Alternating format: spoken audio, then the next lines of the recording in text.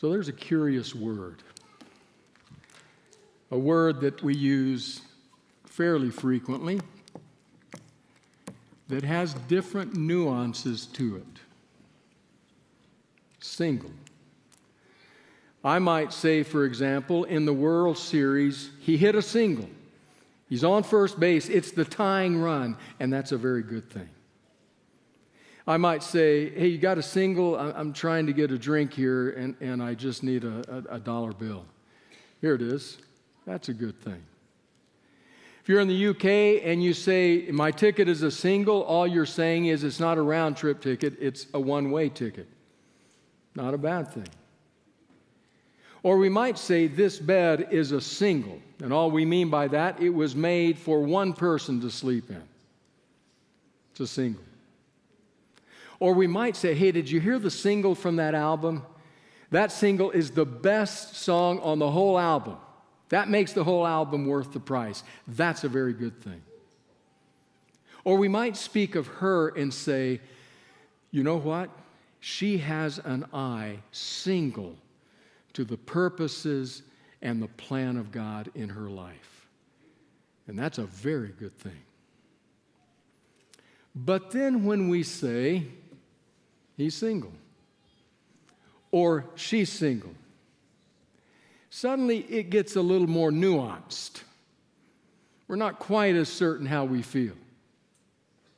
Here next Sabbath, during the pastoral welcome, a pastor will stand here and will say, I want to invite all of you who are in the service or have been in the service to stand, because this week we're celebrating Veterans Day, and a number of people will stand, we'll all applaud and feel good about it. Or if I stood up and said, hey, any of you who've been to South America, would you stand? Or if I said, how many of you first came to Loma Linda because you were going to study? Would you stand? We would all be great with that. And then if I say, okay, would all the single people, no.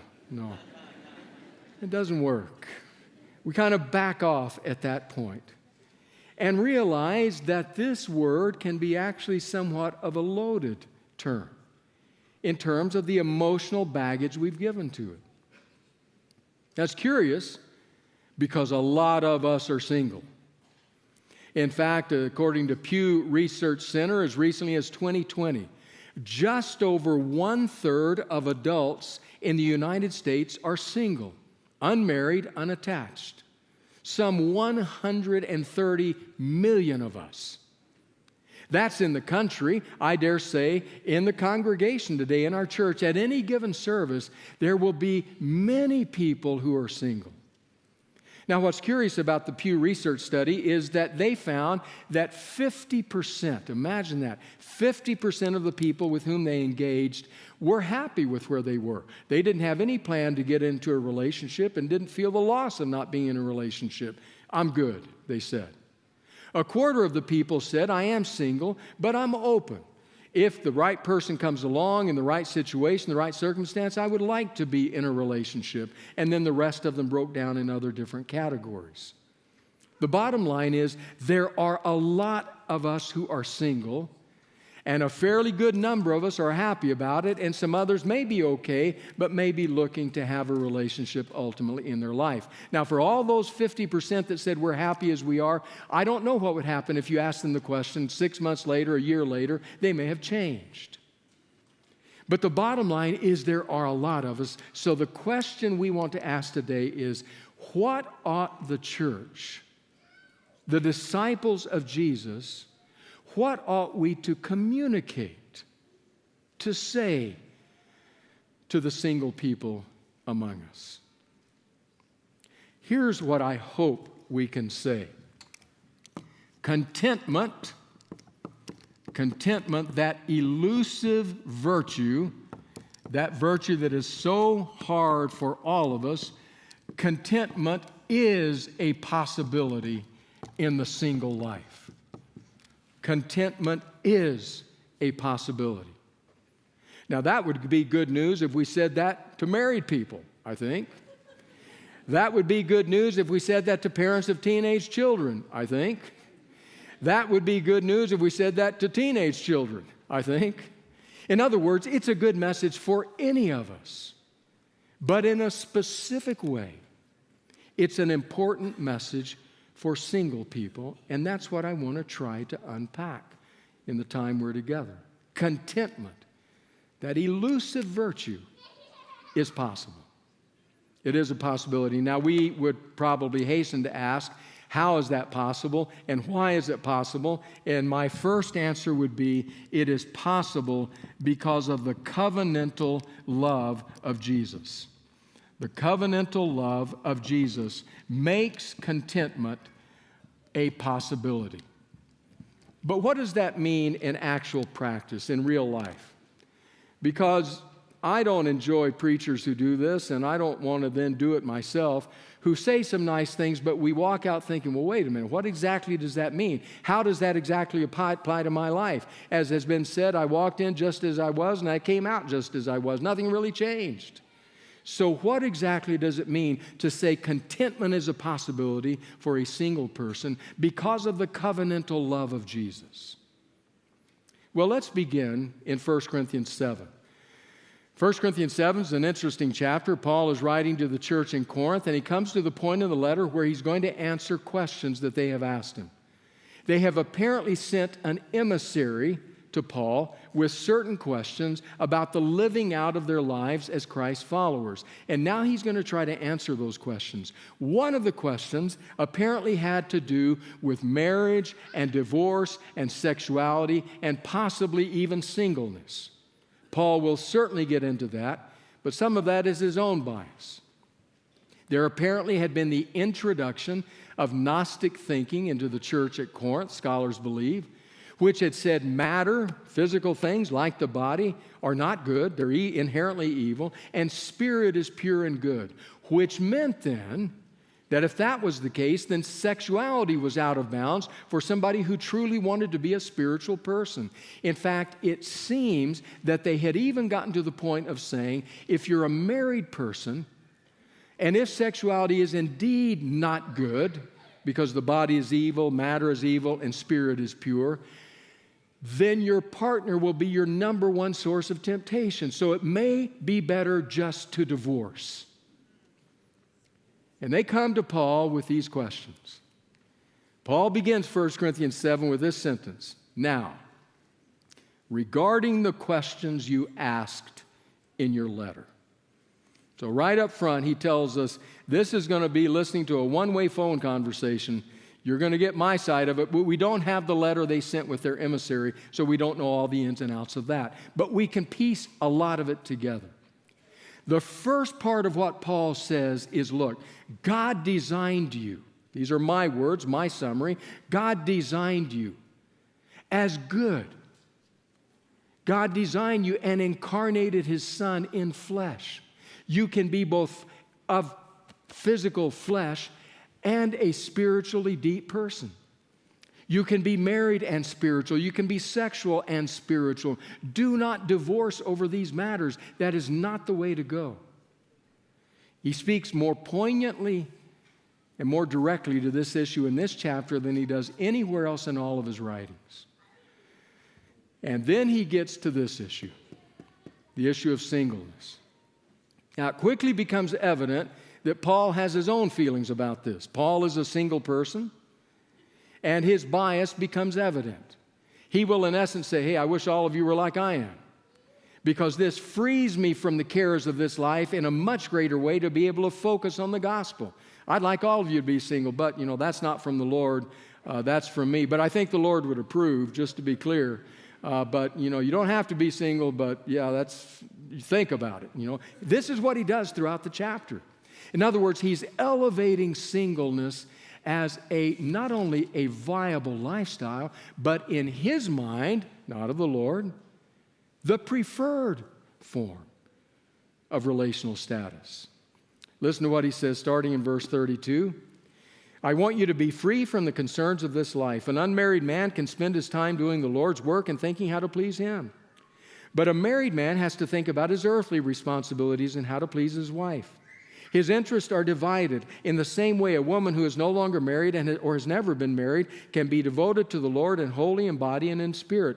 But a married woman has to think about her earthly responsibilities and how to please her husband. I am saying this for your benefit, not to place restrictions on you. I want you to do whatever will help you serve the Lord the best with as few distractions as possible.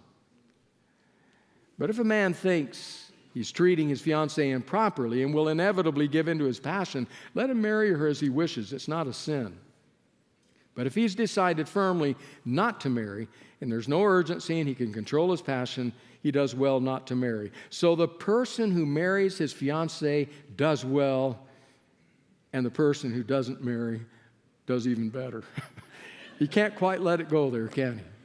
He just still introduces, says, this to me is the preferred way. Now, we read that from our perspective and think, well, that's a little bit odd, but okay. So it's Paul, he's single, I understand. But from their perspective, it would have represented a sea change of approach.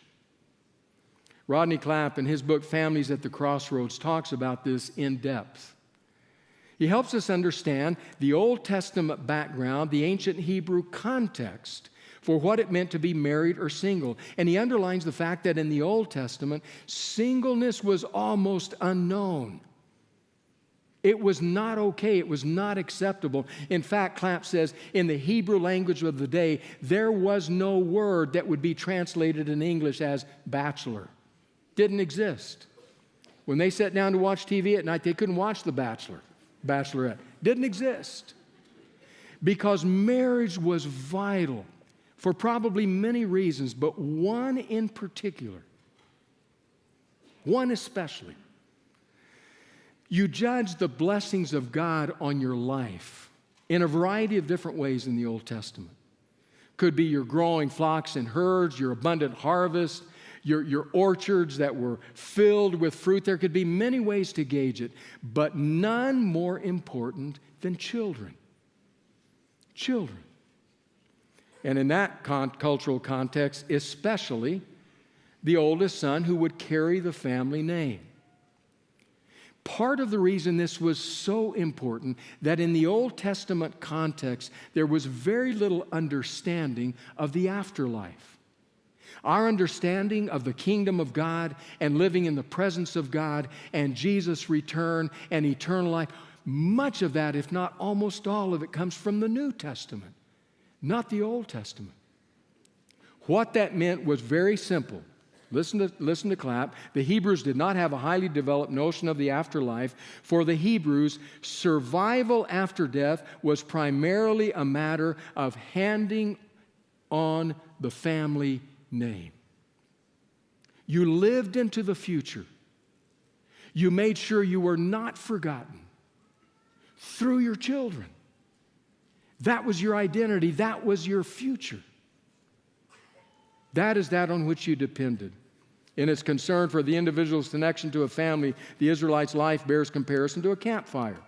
Separate twigs and branches burn to ashes and fade, but the family fire blazes on even if more twigs and ashes follow the previous ones. In other words, you might just be a twig or a branch on the family tree that would burn up. If you were the only one, it ended and it was over. But if there are more constantly coming, the fire continues to burn.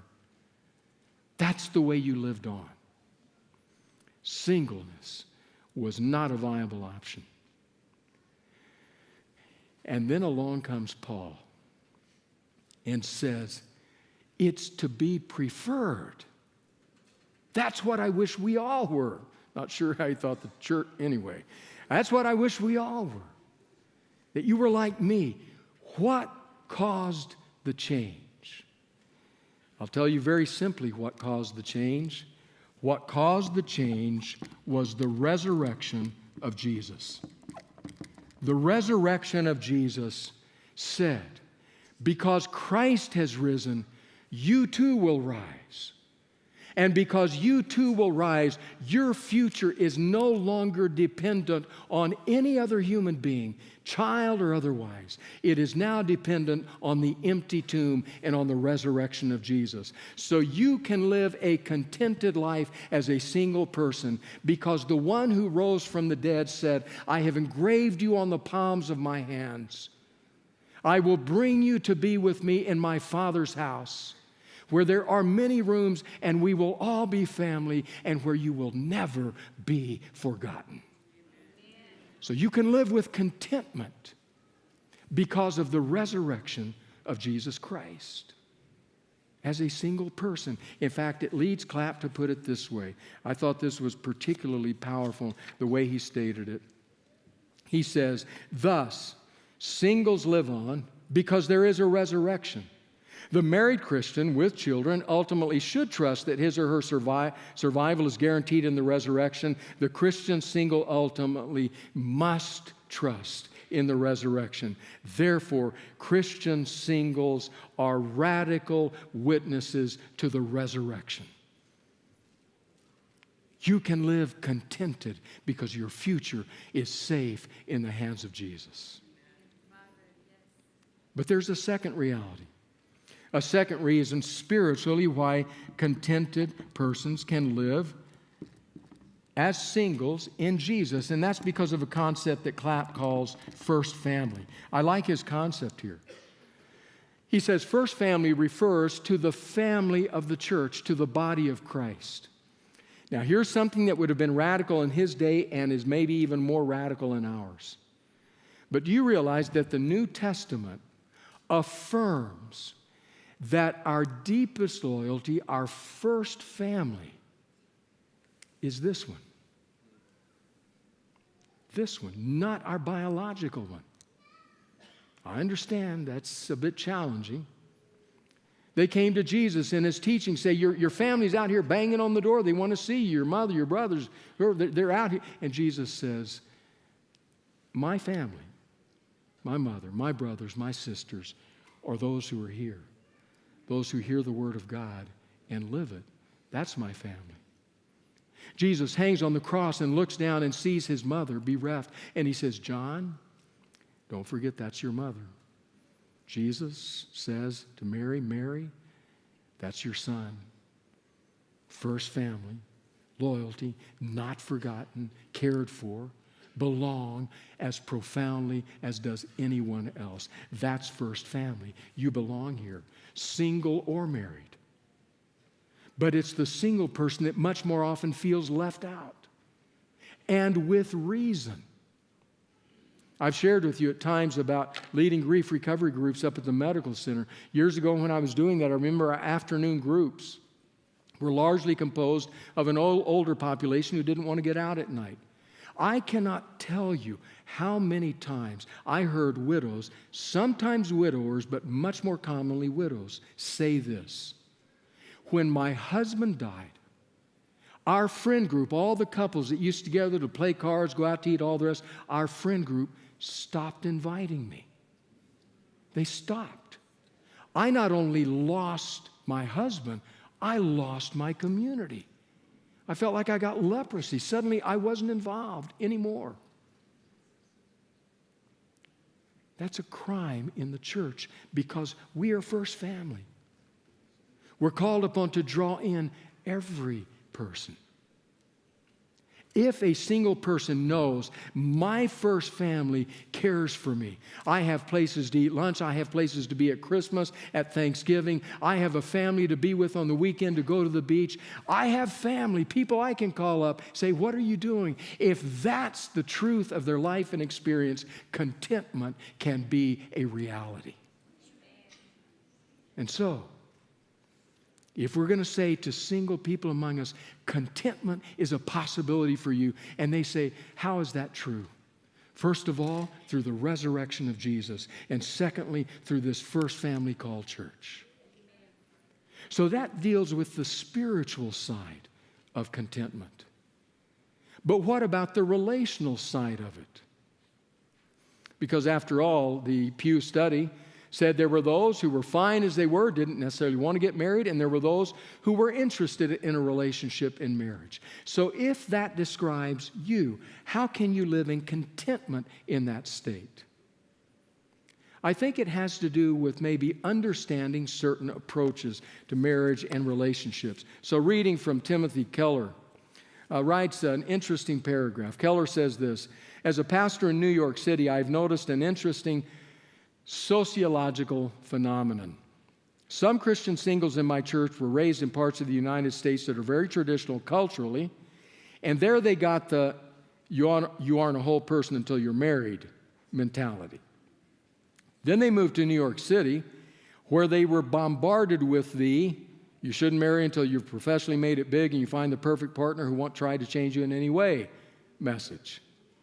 Their first culture made them over-desirous of marriage. Their second culture made them over-afraid of marriage. Both the longing and the fear live in their hearts, sometimes in about equal strengths and at war with each other. So when you're at war with each other, it's very hard to be contented.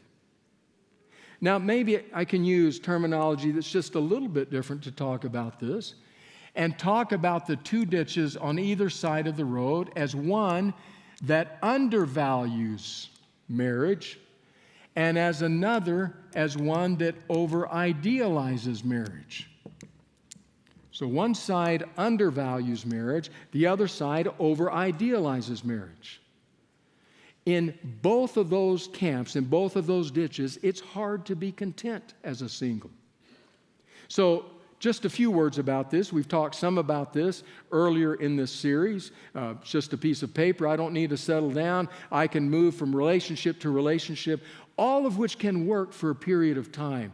But the evidence appears to be that as life continues to unfold, there comes a moment in time of saying, I don't have any sense that somebody is with me, for me, permanently. I'm missing on the sense of permanence, of deep and enduring commitment. I don't know what the future holds, but I feel deeply alone. For those who undervalue marriage, contentment can be a very real struggle. But I want to talk a little bit more about for those who over-idealize marriage. Over-idealizing marriage can lead to discontentment as rapidly as anything I know. Profound discontent. So Scott Stanley, from whom I've shared before in this series, says this in his book, The Power of Commitment. He says, in 2001, the National Marriage Project at Rutgers University, headed by social historian Barbara Defoe Whitehead and sociologist David Popenoe, commissioned a national survey of 1,003 people ages 20 to 29 years old, 61% of whom had never married. In their survey, Popenoe and Whitehead asked these young adults all sorts of questions about their views on marriage and divorce. What they found will likely not surprise you, but the implications of their findings are momentous for marriage. Then he gives two, there are many, but he gives two of the findings here. First one, an overwhelming majority, 94%, I think that qualifies as an overwhelming majority, right? An overwhelming majority of never married singles agree with this statement. When you marry, you want your spouse to be your soulmate first and foremost. When you marry, you want your spouse to be your soulmate first and foremost, 94%. Second, less than half, 42%, of single young adults believe that it is important to find a spouse who shares your religion. Now, the reason Stanley shares these two is he points out that the concept of soulmate, by the evidence of their study, says that a soulmate does not need to be, in this definition, somebody who is spiritually aligned with you, religiously aligned with you, in the minds of these young people. Which then obviously raised in the minds of the researchers the question, well then, or of Stanley the question then, well, what exactly do you mean then by soulmate? What is a soulmate? So after some nosing around and some looking, he found some of the definitions of soulmate. I'll share a few of them with you. A soulmate completes you. A soulmate accepts you no matter what. A soulmate has the unique capacity to love you more fully than anyone else on the planet. A soulmate is someone for whom you would not have to make major compromises. A soulmate is someone with whom you have a deep connection that is not based on mere infatuation. Soulmates have two minds, two hearts, and two souls that operate as one. A soulmate is someone you quickly know is the one.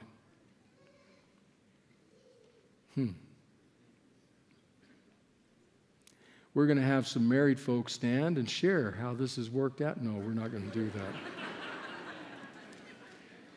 I forbid my wife to share her thoughts on these points. So Stanley says that is such an over-idealization that he has developed a term to describe it, and that term is soulmateism. Soulmateism. So I want to read you, based on all of this, his definition of soulmateism. He says, what do I mean by soulmateism? Here's my definition. Soulmateism is the belief that you will find a mate in the one unique person on the planet who understands your deepest desires and fears, accepts all of who you are unconditionally, becomes joined to you, making one complete whole in mind, body, and soul. The power of this type of relationship is so great that you will know fully and rapidly when you find the one. Furthermore, if you have not married the one, you should move on. Soulmate. Now, if that is the understanding, certainly for married people who have probably been disabused of the idea a few hours, weeks into marriage, if that is your understanding of marriage as a single person, it's an over-idealization that will make contentment almost impossible when you enter into a relationship. But then the natural next question is, well, then if that's the case, what should we expect of marriage? Because the truth is, we desire depth and commitment and joy in addition to the pains and the struggles that naturally unfold. So if you'll permit me, just two more paragraphs from Stanley. Soulmateism conveys an expectation of heavenly connection that makes earthbound relationships more difficult. So we have a heaven-bound understanding, but an earthbound marriage. Makes it more difficult. As with any other unrealistic expectation, it can make you more disappointed than is warranted by the normal ups and downs of life. Marriage is hard. You know why marriage is hard? Because life is hard. That's the reality of life. And what Stanley is saying is, if I have this as my standard, then just the normal ups and downs cause all kinds of questions about, we can't be right for each other, can we? Look at how we're struggling with this or with that. The normal ups and downs of life, he says. It's not that I don't believe that we should desire and seek the deepest and most meaningful connections in our marriages. It's not that. That human beings want that level of connection is the main reason I have faith that marriage will not disappear. Marriage is the place where people are most likely to experience the level of security and safety that will satisfy the longings of their hearts. So marriage should grow in those directions. So then what is he saying? The next paragraph. However, there's a difference between the deepest desires of the heart in the pristine state of the Garden of Eden and what is realistic to expect to receive and give when married to another imperfect human being. The desire for perfection is within you and can motivate you to do greater things in your marriage, but the reality cannot come up to the level of the expectation you may have if you suffer from soulmateism. So I encourage you to think well about what you expect so that you will not be unhappy with your marriage because of impossible expectations about being perfectly loved by another imperfect human being. So how do we summarize that? Is it not true that what Stanley is driving at is rather than undervaluing or over-idealizing marriage, what we need is a realistic view of what marriage between two sinful human beings who live as disciples of Jesus is and will be. A realistic view, a realistic understanding can create an underlying sense of contentment that we're not perfect, but we're growing.